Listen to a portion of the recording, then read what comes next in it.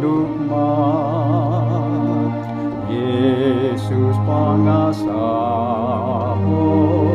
ikon honang ho jalo pangurupion sian Tuhan ta Yesus dapot ho hagugon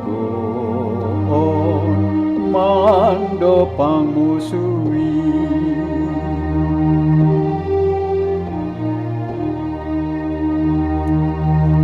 sai tunahon dosa sai burjumaho unang siisahan di parangemo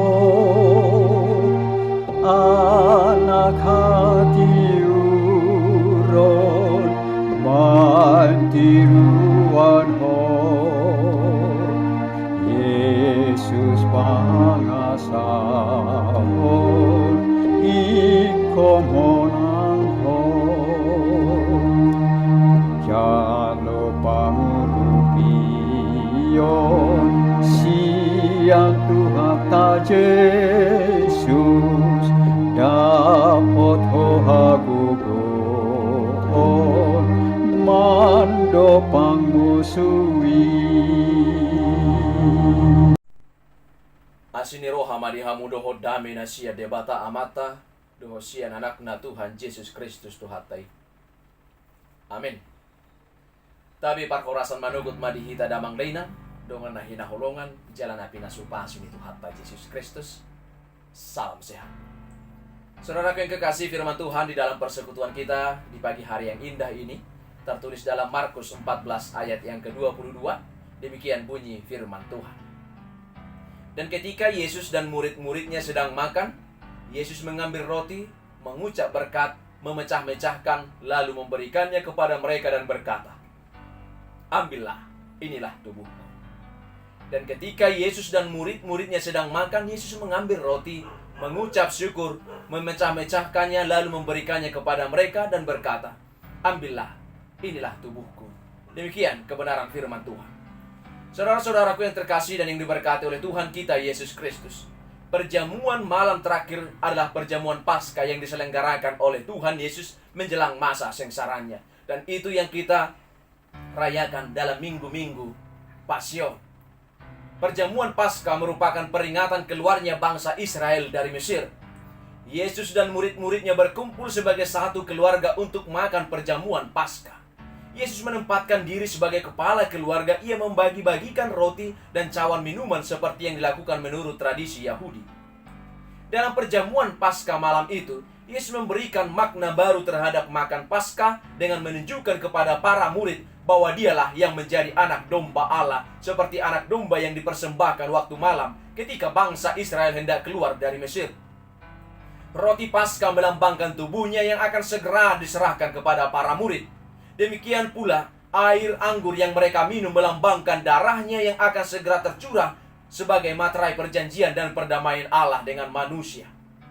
Paskah itu berbicara tentang dirinya, yaitu anak Allah, domba Allah yang disalib, sehingga manusia berdosa diselamatkan dari kematian kekal. Perjamuan kudus yang kita ikuti mengingatkan kita akan pengorbanan tubuh dan darah Yesus Kristus yang Ia curahkan demi menebus dosa-dosa kita. Tubuh dan darah Kristus telah Ia korbankan bagi kita. Inilah makna baru di dalam perjamuan Paskah. Setelah ini umat Tuhan tidak lagi memperingati keselamatan mereka dari Mesir, tetapi mereka akan memperingati penebusan dosa mereka yang dilakukan oleh Yesus di kayu salib. Setelah ini umat Tuhan tidak lagi memperingati lambang penebusan Kristus, yaitu kambing atau domba berumur 1 tahun, tetapi akan mengingat Kristus sendiri yang telah menggenapi Paskah ini dan dengan menjadi korban, menjadi domba untuk disembelih. Setelah ini umat Tuhan tidak lagi mengingat persekutuan mereka dalam perjalanan di padang gurun. Umat Tuhan akan mengingat dan mengalami persekutuan bersama dengan Kristus dan seluruh orang-orang percaya melalui perjamuan seperti yang dilakukan oleh Yesus Kristus dan para murid. Perjamuan ini membuat kita sebagai umat Tuhan terus bersekutu di dalam Dia sambil mengharapkan kedatangannya yang kedua kali atau parusia.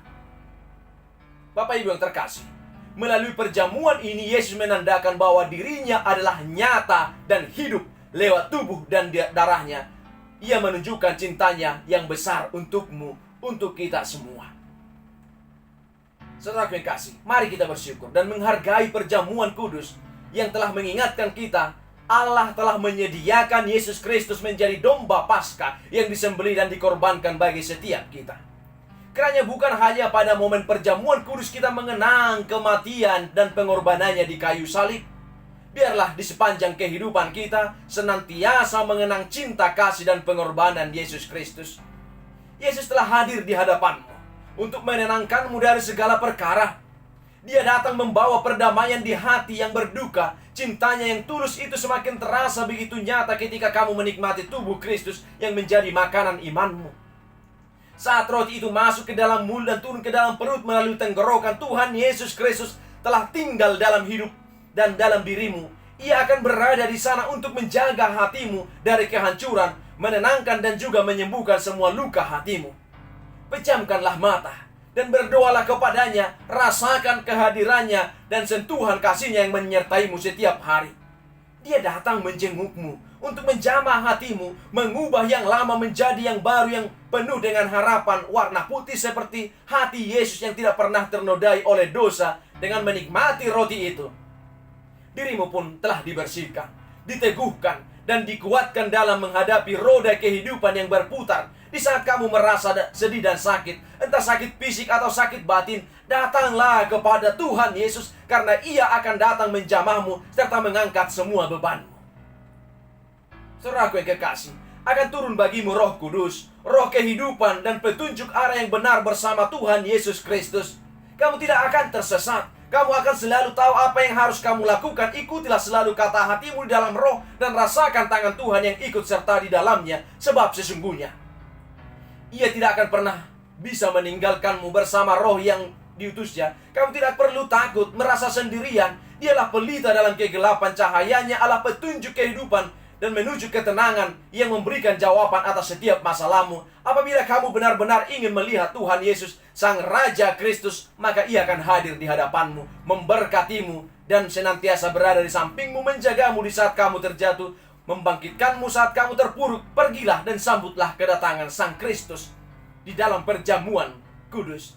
Sang pemenang jaya di rumahnya yang kudus. Lihatlah Dia tersenyum dan sedang menantimu dengan mata hatimu. Yesus selalu menunggumu. Saudaraku yang kekasih dalam nama Tuhan kita Yesus Kristus, jika Tuhan sudah mengampuni kita dan rela berkorban bagi kita, siapakah kita dan apa hak kita untuk tidak mengampuni orang yang bersalah kepada kita? Jangan membuat sia-sia kasih karunia Allah yang sudah kita terima. Tuhan Yesus memberkati. Amin. Mari kita bersama-sama mengucapkan doa Bapa kami. Bapa kami yang di surga, dikuduskanlah namamu. Datanglah kerajaan-Mu. Jadilah kehendak-Mu di bumi seperti di surga. Berikanlah kami pada hari ini makanan kami yang secukupnya. Dan ampunilah kami akan kesalahan kami, seperti kami juga telah mengampuni orang-orang yang bersalah kepada kami. Dan janganlah membawa kami ke dalam pencobaan, tetapi lepaskanlah kami daripada yang jahat. Karena Engkau yang punya kerajaan dan kuasa dan kemuliaan sampai selama-lamanya. Amin. Anugerah dari Tuhan kita Yesus Kristus, kasih setia dari Allah Bapa, dan persekutuan dengan Roh Kudus, itulah kiranya memberkati kamu sekalian kini dan sampai selama-lamanya. Amin.